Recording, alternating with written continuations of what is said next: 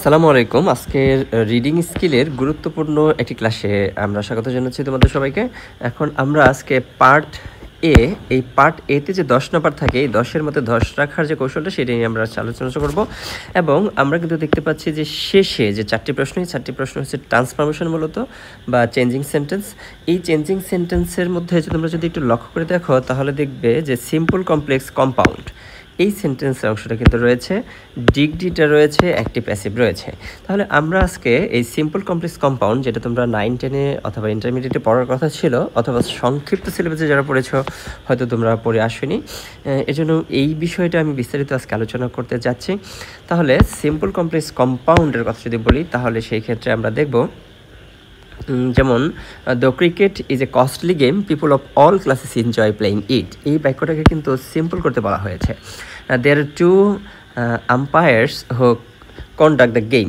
আচ্ছা, এখন দুইজন আম্পায়ার থেকে যারা গেমটাকে কন্ডাক্ট করে, এটা কিন্তু সিম্পল করতে বলা হয়েছে। এরপরে কিন্তু সিরিয়ালি কম্পাউন্ড কীভাবে করবো সেটা, এরপরে কমপ্লেক্স, অ্যাক্টিভ প্যাসিভ, এইভাবে আজকে কিন্তু আমরা সিম্পল, কমপ্লেক্স, কম্পাউন্ডের বিষয়টা জানার চেষ্টা করব। এখন সিম্পল, কমপ্লেক্স, কম্পাউন্ড এই বিষয়টা জানার জন্য প্রথমে আমাদের একটু বুঝে আসতে হবে যে ক্লজ কাকে বলে, মানে ক্লজ কাকে বলে, যে ক্লজ, CLAUSE ক্লজ।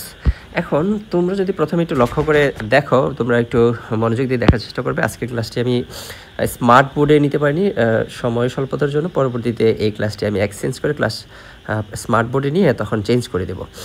আচ্ছা, তাহলে দেখি যে এইখানে if you help me I will help you, এইখানে টোটাল কয়টা বাক্য রয়েছে?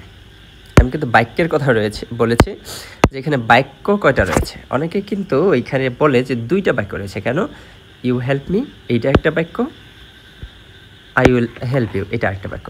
অ্যাকচুয়ালি যদি বলি যে এইখানে কিন্তু টোটাল বাক্য হচ্ছে একটা, কারণ বাক্য সম্পন্নকরণ চিহ্ন হচ্ছে এই 3টা, ফুল স্টপ, প্রশ্নবোধক চিহ্ন, সাইন অফ এক্সক্লেমেশন, এগুলো ব্যবহার করার পরেই মূলত বাক্যটি শেষ হয়ে যাবে।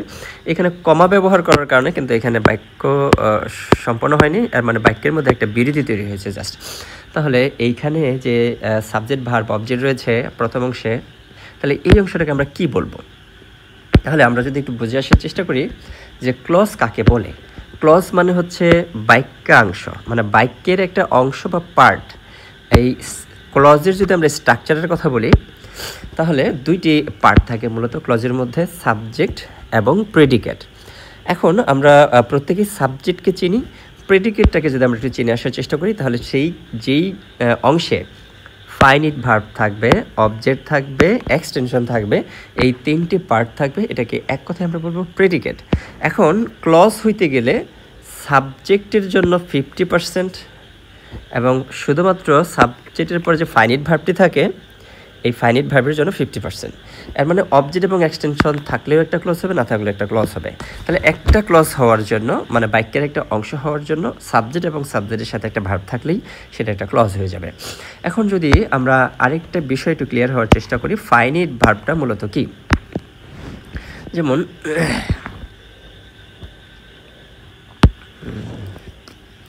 এখানে যদি আমি একটি বাক্য দিয়ে তোমাদের বোঝানোর জন্য চেষ্টা করি, হি গেভ মি মানি, তাহলে এখানে দেখবা যে সে আমাকে টাকা দিয়েছিল, অর্থটা কিন্তু এটুকু হইল। এখন টু বাই এ বুক, একটি বই কেনার জন্য।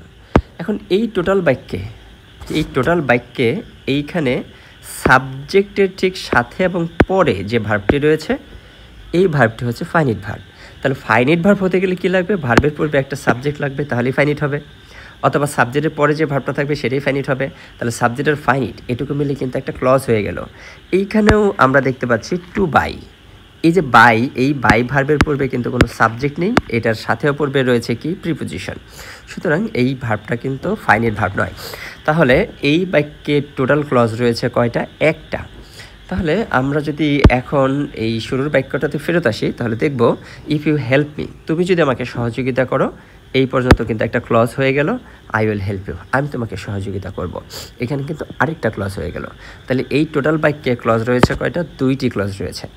এখন আমরা তো বুঝতে পারলাম যে এই বাক্যটার মধ্যে দুইটা ক্লজ রয়েছে। এখন সিম্পল কমপ্লেক্স কম্পাউন্ডের জন্য ক্লজ আমাদের কেন বুঝতে হবে এই ব্যাপারটা তোমাদের আমি একটু ক্লিয়ার করে দিচ্ছি। সিম্পল কমপ্লেক্স কম্পাউন্ড এই তিন ধরনের সেন্টেন্স গঠন হয় মূলত ক্লজের সংখ্যার উপর এবং ক্লজের ধরনের উপর নির্ভর করে। এখন আমরা যদি দেখি যে একটা বাক্যে দুইটি ক্লজ আছে, এই ক্লজটা একটা স্বাধীন হইতে পারে, পরাধীন হইতে পারে, অথবা উভয়টা স্বাধীন হইতে পারে। তাহলে এইখানে আমরা আরেকটা বিষয় একটু ক্লিয়ার হয়ে আসি। এখন আমরা এইখানে আরেকটা বিষয় ক্লিয়ার হব যে সিম্পল সেন্টেন্স কাকে বলে। যে বাক্যে একটি মাত্র ক্লজ থাকে, ক্লজ থাকবে কয়টা? একটি মাত্র ক্লজ থাকবে। তাও কি ক্লজ? স্বাধীন ক্লজ।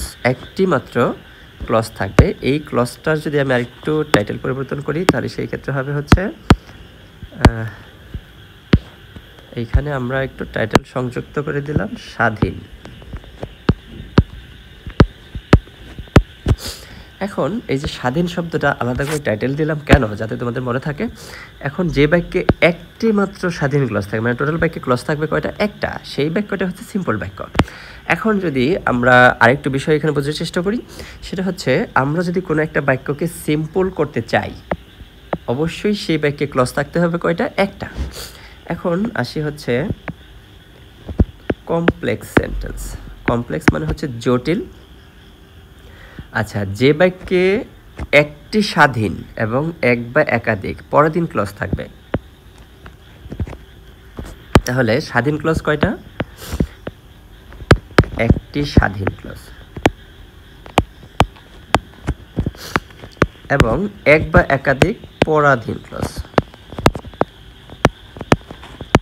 এখন আশা করি বিষয়টা তোমরা বুঝতে পেরেছো যে একটা স্বাধীন একটা পরাধীন। এখন আসি যে স্বাধীন আবার পরাধীন ক্লজ কেমন, এইটা আমরা আরেকটু বুঝে আসি, তাহলে আমাদের একদম যেই সিম্পল কমপ্লেক্স কম্পাউন্ডটি আসুক সেটা আমরা বেসিক থেকে পারবো।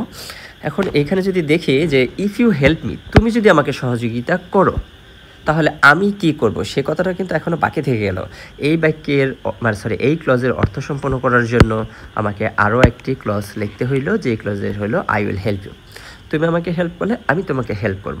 তাহলে এইখানে দেখো যে তুমি হেল্প করলে আমি কি করব সে কথাটা কিন্তু এখনও বাকি থেকে গেছে। দ্যাটস ওয়াই এটা হচ্ছে এই ক্লজের অর্থ সম্পন্ন করার জন্য আরও একটি ক্লজের সহযোগিতার প্রয়োজন হলো। That's why if you help me, এইটুকু হচ্ছে পরাধীন ক্লজ। এখন পরাধীন ক্লজ চিনার একটা সহজ উপায় রয়েছে।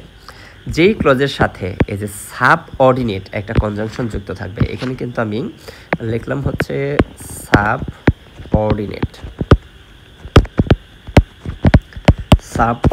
কনজাংশন।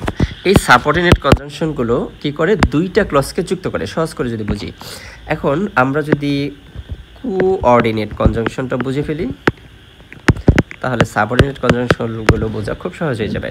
যেমন কোঅর্ডিনেট কনজাংশনগুলো কোনগুলো? And, but, or. নরও হচ্ছে coordinate conjunction, and, but, or এই তিনটা হচ্ছে বাক্যের জন্য ব্যবহার করি আমরা। তাহলে অ্যান্ড, বাট, অর বাদে দুইটা ক্লজকে যুক্তকারী যে কোনো কনজাংশনই হচ্ছে সাবঅর্ডিনেট কনজাংশন। যেমন এইখানে যদি দেখি যে ইফের সাথে যুক্ত যে ক্লজটা রয়েছে এইটাই হচ্ছে পরাধীন ক্লজ বা ডিপেন্ডেন্ট ক্লজ, আর এই ক্লজটার সাথে কোনো কনজাংশন যুক্ত নেই, সুতরাং এই ক্লজটা স্বাধীন ক্লজ। এখন যদি তোমাদের একটা প্রশ্ন করি, এই যে দুইটা ক্লজ রয়েছে এই বাক্যটাকে যদি বলি যে এখন তোমাকে সিম্পল করতে হবে, তাহলে আমি কি পরাধীন ক্লজটাকে বাদ দেব না স্বাধীন ক্লজটাকে বাদ দেব? আমরা এইখানে ডেফিনিশনে কিন্তু পড়ে এসেছি একটি মাত্র স্বাধীন ক্লজ থাকলে সেটা হচ্ছে সিম্পল। তাহলে কমপ্লেক্সে কি থাকবে? একটা স্বাধীন একটা পরাধীন, দুইটা ক্লজ থাকবে। এখন আমরা যদি একটু কম্পাউন্ড সেন্টেন্সটা বোঝার চেষ্টা করি,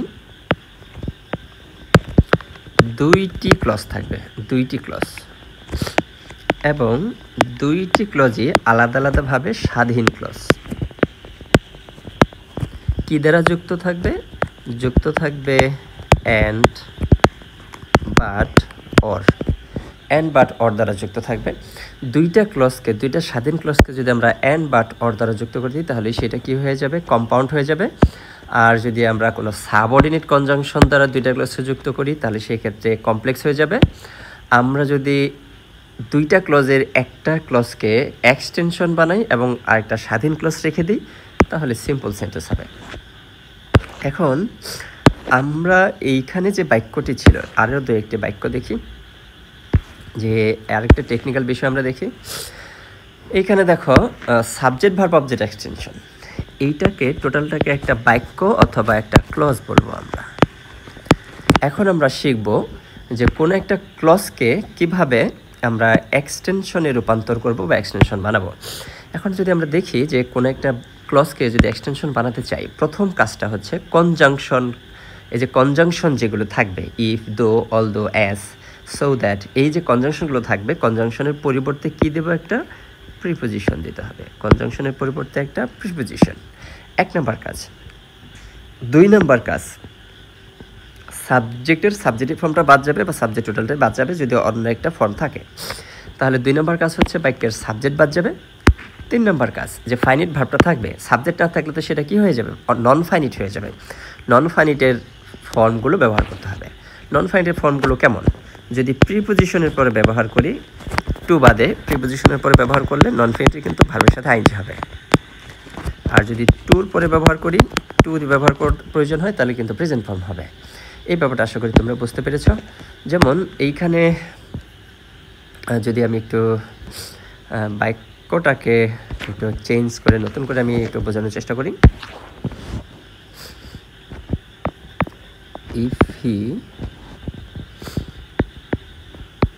রিডস মোর, একটু মনোযোগ দিয়ে দেখলে দেখবে যে বিষয়টা খুবই সহজ লাগবে। হি উইল গেট গুড মার্কস। আচ্ছা, এইখানে আমরা একটা বাক্য লিখলাম যে বাক্যের মধ্যে 2টি ক্লজ রয়েছে, আশা করি তোমরা বুঝতে পেরেছ। এই বাক্যে ইফ ব্যবহার করা হয়েছে, ইফ হি রিডস মোর, যদি সে বেশি পড়ে। এই ক্লজটা যে একটা পরের দিন ক্লজ, সেটা বুঝতে পেরেছ। এই ক্লজের সাথে কোনো কনজাংশন যুক্ত নেই, সুতরাং এই ক্লজটা হচ্ছে স্বাধীন ক্লজ। এখন যদি আমরা বলি যে এই বাক্যটাকে তোমরা কম্পাউন্ড সেন্টেন্স লেখো, তাহলে কি করব আমরা? ইফটা শুধু বাদ দিব, 2টা ক্লজের মাঝখানে অ্যান্ড বাট অরের একটা ব্যবহার করব। সেটা অর্থ অনুযায়ী কখন কোনটা ব্যবহার করব সেটা আমরা একটা রুলের মধ্যে পড়ব। এর পরবর্তী যে ক্লাসটা দেবো সেই রুলের মধ্যে দিয়ে দেব। এখন এই বাক্যটাকে যদি এখন সিম্পল করতে বলি, আমরা তো সিম্পল বাক্যের জন্য কিন্তু পড়ে এসেছি একটি মাত্র স্বাধীন ক্লজ থাকবে। তাহলে এই 2টা ক্লজের মধ্যে কোন ক্লজটা স্বাধীন? তোমরা অবশ্যই বুঝতে পেরেছো, হি উইল গেট মোর। এই বাক্যের যে অংশটা, এটা হচ্ছে স্বাধীন। সুতরাং আমরা কি করব? এই যে অংশটা, এই অংশটা একদম অক্ষত রাখবো। এই অংশে কোনো ধরনের টাচ করার প্রয়োজন নেই। আমরা শুধু এই যে পরাধীন যে ক্লজটা রয়েছে, এই অংশে আমরা শুধু কাজ করব। আমরা কোনো একটা ক্লজকে এক্সটেনশনে রূপান্তর করার জন্য আমরা কি কি করব? প্রথমে কনজাংশনের পরিবর্তে একটা প্রিপোজিশন দেব, সাবজেক্ট বাদ দেব, নন ফাইনিট ফর্ম দেব। তাহলে এই পন্থা অনুসরণ করে যদি আমরা দেখি, এইখানে আমরা দেখব ইফের পরিবর্তে কি প্রিপোজিশন হবে। ইফের পরিবর্তে হবে হচ্ছে বাই। এই যে সাবজেক্টটা বাদ দিব, বাক্যের কোনো অর্থ কিন্তু বাদ দেওয়া যাবে না। তাহলে এটা বাদ দেব কীভাবে? এই যে ব্যক্তি এবং সেম ব্যক্তিটা পরের কোনো একটা অংশে আছে, সুতরাং একে যদি বাদ দেই, বাক্য থেকে কিন্তু কোনো ব্যক্তি বাদ যায় না। এখন এই যে সাবজেক্টটা কিন্তু বাদ দিলাম, এই যে এই ভার্বটা তো ফাইনিট ফর্মে ছিল, এখন আমরা এখানে কি দেবো? নন ফাইনিট ফর্মে দেবো। প্রিপোজিশনের পরে ভার্ব আসলে তোমরা জানো যে ভার্বের সাথে কি হয়? আইএনজি হয়।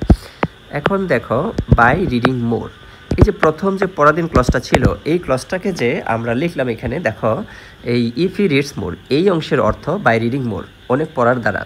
এই অংশের অর্থের কোনো পরিবর্তন ঘটে নাই, কিন্তু স্ট্রাকচারাল পরিবর্তন ঘটেছে। এখন আমরা যদি যে প্রথম অংশটা রয়েছে, এই অংশটা তো আমরা বলেছি যে অপরিবর্তিত থাকতে হবে। এই অপরিবর্তিত অংশটাকে আমরা শুধু জাস্ট এখানে এসে বসাই দেব, আর কোনো চেঞ্জ নেই। তাহলে by reading more he will get good marks. এখন তাহলে আশা করি তোমরা এই ব্যাপারটা বুঝতে পেরেছ। এই ব্যাপারটা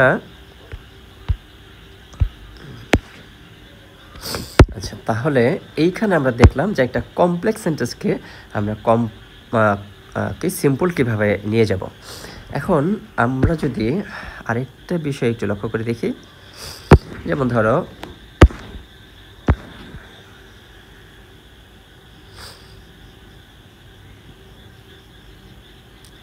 আচ্ছা, আমরা যদি এখন সরাসরি এইখানে কিন্তু আমরা বলেছি যে 11টা পরিবর্তনের বিষয় রয়েছে, সেই 11টা বিষয়কে আমাদের শিখতে হবে, তাহলে আমরা কিন্তু এগুলো খুব সহজে পারবো।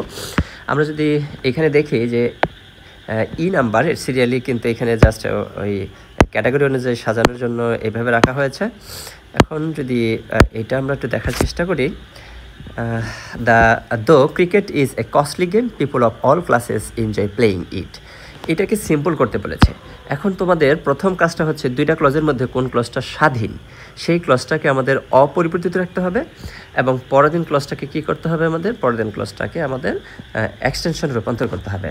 তাহলে এইখানে যদি আমরা দেখি দো, এটা বাদ দিতে হবে। দো এর পরিবর্তে আমরা তো দেখেছি ইফের পরিবর্তে কি হয়, ইফের পরিবর্তে হয় হচ্ছে বাই। তাহলে দো বা অলদো এর পরিবর্তে কী হবে সেটা যদি আমাদের জানা থাকে তাহলে বাকি পরিবর্তনগুলো সকল ক্ষেত্রে একই। তাহলে দো বা অলদোর পরিবর্তন হবে ইন স্পাইট অফ বা ডেসপাইট, এইটুকু দিলাম আমরা। এই যে ক্রিকেট, এই ক্রিকেটটা সাবজেক্টটা তো বাদ দিতে হবে, তাহলে এটাকে কী করবো, এই যে এখানে যে ইট রয়েছে ক্রিকেটের পরিবর্তে ব্যবহার করা হয়েছিল, এটাকে যদি এখানে সেন্ড করে দিই তাহলে বাক্যের অর্থের কোনো পরিবর্তন হয় না। ইন স্পাইট অফ, এই যে বি ভার্বের সাথে যদি আমরা আইএনজি দিই তাহলে কী হয়ে যাবে, being. In spite of being a costly game. দেখো আমরা প্রথম যে ক্লজটা ছিল এই ক্লজটাকে কিন্তু খুব সহজে আমরা একটা এক্সটেনশনে রূপান্তর করে ফেলেছি। তাহলে এক্সটেনশনে যদি রূপান্তর করে ফেলি, এই যে অংশটা এই অংশটা অপরিবর্তিত রেখে হুবহু যদি এখানে বসাই দিই তাহলে এই ব্যাকে কিন্তু ক্লজ হলো মাত্র একটা এবং স্বাধীন, বাকি অংশটা কিন্তু একটা এক্সটেনশনে রূপান্তর হয়ে গেছে। সুতরাং এটা একটা সিম্পল সেন্টেন্স। এখন আমরা কিন্তু কমপ্লেক্স বা কম্পাউন্ড করতে গেলে আমাদের কিছু বেসিক নিয়ম শিখতে হবে। বেসিক নিয়ম না, বেসিক নিয়মগুলো আমরা আলাদা করে শিখেছি। এখন আমাদের কি বিষয়টা শিখতে হবে যে আমরা কোন প্রিপোজিশনের পরিবর্তে কি কনজাংশন ব্যবহার করব এবং কি কনজাংশনের পরিবর্তে কি এগুলো ব্যবহার করব। এখন এইখানে একটা বাক্য তোমাদের লিখে এর আগে দেখিয়েছিলাম, সেই বাক্যটাকে আমি আবার দেখানোর চেষ্টা করছি। যেমন এখানে যদি আমি একটা বাক্য লিখি, এই যে বাক্যটা যদি আমি দেখার চেষ্টা করি, he gave me money to buy a book. এই যে বাক্যটা, এটাকে যদি আমরা এখন সিম্পল একটা বাক্যটা অবশ্যই বুঝতে পেরেছ, এই সিম্পল বাক্যটাকে আমরা এখন কমপ্লেক্স বা কম্পাউন্ড করার জন্য চেষ্টা করব। এই ক্ষেত্রে তাহলে আমাদের এই বাক্যে দুইটা ক্লজ বানাতে হবে। এখন আমাদের সিম্পল কমপ্লেক্স কম্পাউন্ড করার জন্য মোট 5টা ক্যাটাগরির 11টা রুল, 5টা ক্যাটাগরির 11টা রুলের মধ্যে সকল নিয়ম পড়ে যাবে। যেমন আমরা ইতিমধ্যে দুইটা পড়ে ফেলেছি অলরেডি। দো থাকলে কি হবে, ইন স্পাইট অফ বা ডেসপাইট। ইফ থাকলে হবে বাই, এটা কিন্তু দুইটা শিখে ফেলেছি। এখন এই অংশে যদি দেখি যে হি গেভ মি মানি, এটা একটা স্বাধীন ক্লজ অলরেডি হয়েছে। এখন একটা ক্লজ বানাতে গেলে, এক্সটেনশন থেকে একটা ক্লজ বানাতে গেলে আমরা জানি যে একটা ভার্ব লাগবে। ভার্বের সাথে যদি একটা সাবজেক্ট বসাই দিতে পারি, এই ভার্বের কাজটা কে করবে, তাহলে এইটুকু মিলে একটা কি হয়ে যায়, ক্লজ হয়ে যায় খুব সহজে। এটা আমরা কিন্তু শুরুতেই শিখেছি। এখন এই প্রক্রিয়াটাই আমরা কাজে লাগাবো। তবে একটা বিষয় আমাদের জেনে আসতে হবে, সেটা হচ্ছে টু থাকলে কি হয়। টু এর পরিবর্তে আমাদের দিতে হবে হচ্ছে সো দ্যাট। এই যে প্রিপোজিশনগুলোর কোন প্রিপোজিশনের পরিবর্তে কী কনজাংশন হবে এটা যদি আমাদের জানা থাকে তাহলেই ব্যাপারটা সহজ। এরপরে সাবজেক্ট, সো দ্যাটের পরে আমরা স্ট্রাকচারাল বিষয়টা জানি, সাবজেক্টের পরে কোড, ক্যান অথবা কোড ব্যবহার করতে হবে। তাহলে এই স্ট্রাকচারটা যদি আমরা ফলো করি দেখব যে এই টুর পরিবর্তে দিলাম আমরা একটা সো দ্যাট। এরপরে হচ্ছে এই বাক্যের সাবজেক্টটা হচ্ছে হি এবং এখানে অবজেক্টটা হচ্ছে me. He gave me money to buy a book. যেহেতু সে আমাকে টাকা দিল, বইটা কে কিনবে, আমি কিনবো, এর জন্য সাবজেক্টটা কী হবে, আই। কেন হবে না, কোড হবে, আমরা কোড ব্যবহার করব। কেন কোড ব্যবহার করব, এইখানে গেভ আছে, দ্যাটস আমরা কোড ব্যবহার করলাম। তাহলে সো দ্যাট আই কোড। এখন ভার্ব এবং অবজেক্ট ব্যবহার করে দেবো, বাক্যের কাজটা কিন্তু শেষ। এখন এই যে প্রথম অংশে যে আমাদের একটা স্বাধীন ক্লজ ছিল, এই স্বাধীন ক্লজটার তো আর কোনো পরিবর্তন করার প্রয়োজন নেই। এই অংশটা যেভাবে আছে সেভাবেই শুধু প্রথম অংশে আমাদের সংযুক্ত থাকবে। তাহলে এই কাজটুকু যদি আমরা করে ফেলি তাহলে কিন্তু আমাদের বাক্যটা এখন একদম কমপ্লেক্স হয়ে গেল। এখন এই বাক্যটাকে যদি বলি কম্পাউন্ড বানাই দাও, তাহলে কি করব? এই যে সো দ্যাট থাকলে কমপ্লেক্স, কারণ হচ্ছে এটা একটা সাবঅর্ডিনেট কনজাংশন। এখন যদি এইখানে আমরা একটা কোঅর্ডিনেট কনজাংশন বসাই দিই তাহলেই কম্পাউন্ড। কেন দেখো, এই পাশে একটা ক্লজ এবং ওই পাশেও আরেকটা clause. He gave me money, সে আমাকে টাকা দিয়েছিল। I could buy a book, আমি একটা বই কিনতে পেরেছিলাম। তাহলে দুই পাশেটাই স্বাধীন ক্লজ, দ্যাটস ওয়াই এটাও একটা কম্পাউন্ড সেন্টেন্স। এই সেন্টেন্সগুলোর বেসিক বিষয়গুলো আমরা জেনে নেওয়ার চেষ্টা করলাম আজকে। এই বেসিক অংশের কোনো কোনো প্রশ্ন থাকলে অবশ্যই আমাকে তোমরা জিজ্ঞেস করতে পারবে, আমার সরাসরি হোয়াটসঅ্যাপে প্রশ্ন করতে পারবে। পরবর্তী ক্লাসে আরেকটি ক্লাস হলেই এই সিম্পল কমপ্লেক্স কম্পাউন্ডে শেষ হয়ে যাবে এবং আরেকটি প্র্যাকটিস ক্লাস করব। তাহলে তোমরা আশা করি এই ক্লাসটি মনোযোগ সহকারে করবে এবং যে প্র্যাকটিসগুলো দেখালাম তোমাদের, এগুলো তোমাদের হোয়াটসঅ্যাপে দিয়ে রাখবো এবং এটা আমার ওয়েবসাইটও থাকবে, এখান থেকে তোমরা নিয়ে প্র্যাকটিস করতে পারবে। এবং পরবর্তীতে রুলের যে ক্লাসটি থাকবে সেই ক্লাসে সবাইকে দেখার জন্য আমন্ত্রণ জানাচ্ছি। ধন্যবাদ সবাইকে আজকের ক্লাসটি দেখার জন্য।